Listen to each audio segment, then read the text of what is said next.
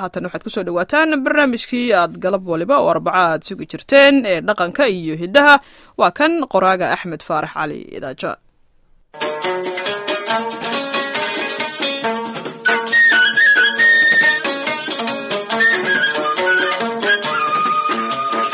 waa barnaamijkii dhaqanka iyo hiddaha ee laanta af soomaaliga ee VOA-da waana qaybtii 6 waayihii iyo sheekooyinkii garaad wiilwaal.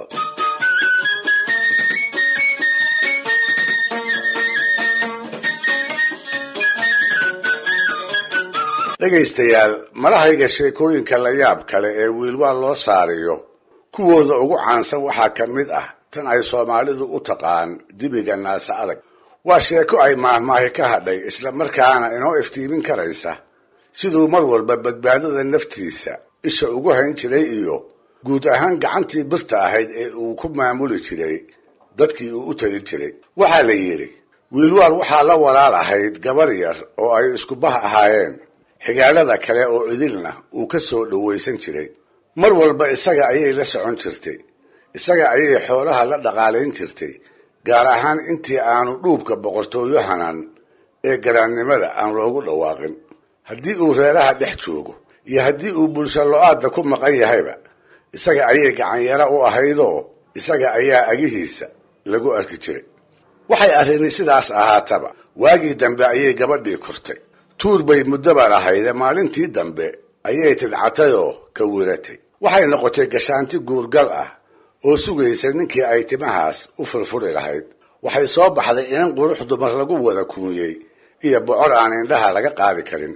xilligii la xodxodan lahaa oo guurkeeda ay barbaartu u tartami lahayd ayay gaadhay. sida gabdhaha la aynigaa ee ay isku filka yihiin ayay waxay u bislaatay ragga gayaankeeda ah maalintii ay ka dhex dooran lahayd kii ay ooridiisa noqon lahayd, dabadeedna ay carruurta isu dhali lahaayeen. hase ahaatee taasi siday filaysay uma ay dhicin.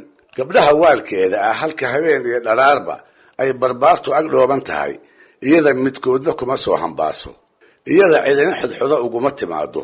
waxaana jiray sabab maangal ah oo iyada iyo dhallinyaradii u soo hawoon lahayd kala fogaysay, oo yaa beer iyo wadna leh oo ku dhici karay in wiilwaal walaashii uu ku soo dhiirado.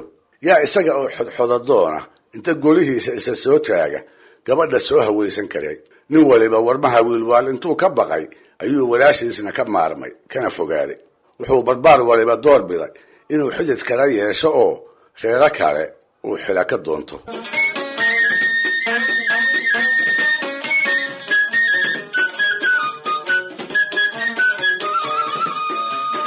ina ragsa ma quustee wiil baa isa soo kilkilay, wiil baa soo badheeray, wiil baa ku tashaday rag oo idili gabadhaa uu ka maagay inuu isagu isku biimeeyo. mararka ay keligee tahay intuu ilbaadsado ayuu dhagaha ugu shubaa sheekooyin ay dhab u rabto oo isaga mooyee aan weligeed cid kale kula soo dhiiran. lo-oley bay ahaayeene inta badan lo-da dhexdeeda ayuu kula kulmaa kadib markuu hubsado inaan walaalkeed carriga ka dhoweyn. waxay haasaawaanba ugu dambaystii waxay labadoodii ku guulaysteen mid waliba inuu midka kale is-ogolaysiiyo, la isna aamino. ha yeeshee waxay mugdi iyo dhuumasho ku kulmaanba waxaa la gaaray wixii ay muddaba isu sheegayeen markii ay ka dhabayn lahaayeen. waxaa la gaaray markii ay yeelan lahaayeen aqal ay nin iyo ooridii ka yihiinoo ay qoys ku noqdaan. waxaase ka murugtay riyadaas macaanka badan tabtii ay ku rumayn lahaayeen. mar waxay ku tashadeen barbaarku inuu wiilwaal toos ugu tago oo af muggii uu gabadha ku weydiisto. mar labaadna waxay isla heleen wiilwaal inay u daldaayaan oo degaankoodaba ka cararaan, dabadeedna ay dhul shisheeye isku guursadaan. sidii ay midba mar u faranqaynayeen ayay ugu dambaystii waxay istuseen in labadaa talaba ay maankooda ka saaraan ayna iska iloobaan. waxaa u caddaatay inaan midina suuragal u noqon karayn. maxaa yeelay waa mare waxaa hubaal ah inanka guurdoonka ah inaan naftu in badan ku sii jirayn hadduu geesinimo iska dayo oo inta wiilwaal hor fadhiisto uu walaashii ka doono.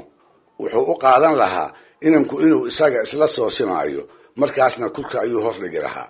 dhinaca kale wiilka iyo gabadhuba waxay garan waayeen geyigan uu ninku baarqabka ka yahay dhul aan ahayn oo intay isku guursadaan ay kaga nabadgeli karaan kuna dhaqmi karaan. si alla si ay waxyeelaan ayaa laga madoobeeyey. ilaa haddana sheekadoodu waa qarsoodi oo labadooda unbay ku eg tahay. cid kale oo la ogi ma jirto. cid kale oo ay arrimahooda kala tashadaanna lama arko maxaa yeelay waxay ka baqayeen haddii la ogaado inuu wiilwaal maqlo dabadeedna uu qorshahooda dhexda ka kala jabiyo haddii uusan dilinba.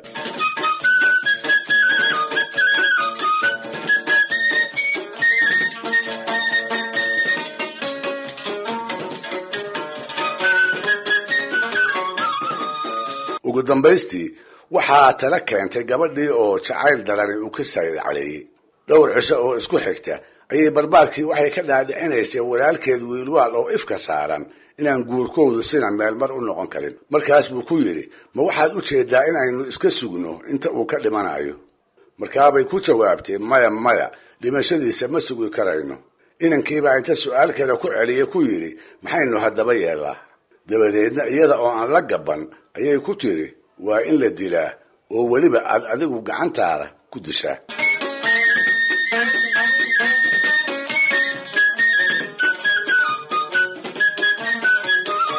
mar keliya ayuu gabadhii ku dhaygay oo isaga oo aan isogeyn waxa uu la soo booday, dil wiilwaal dilbaa, yaa beer iyo wadnale oo ku dhaca, yaa sadagnaan ka heli kara.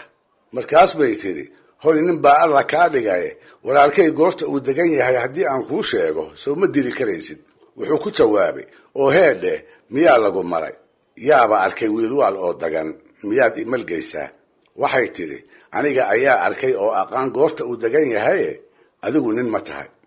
kolkaas buu isaga oo aan ku qanacsanayn talada ay soo jeedinayso waxa uu weydiiyey, oo waa goorma goorta uu degan yahay?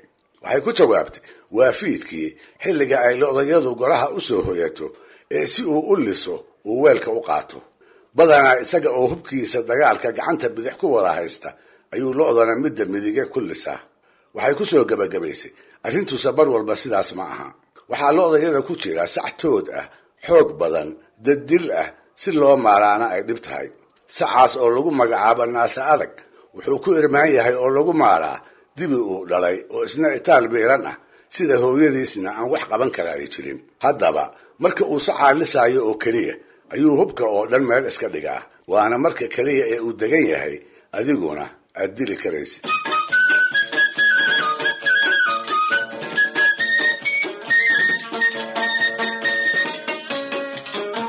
sidee haddaba taladaas iyada ah uu inankii kaga jawaabay? maxaase xigi doona?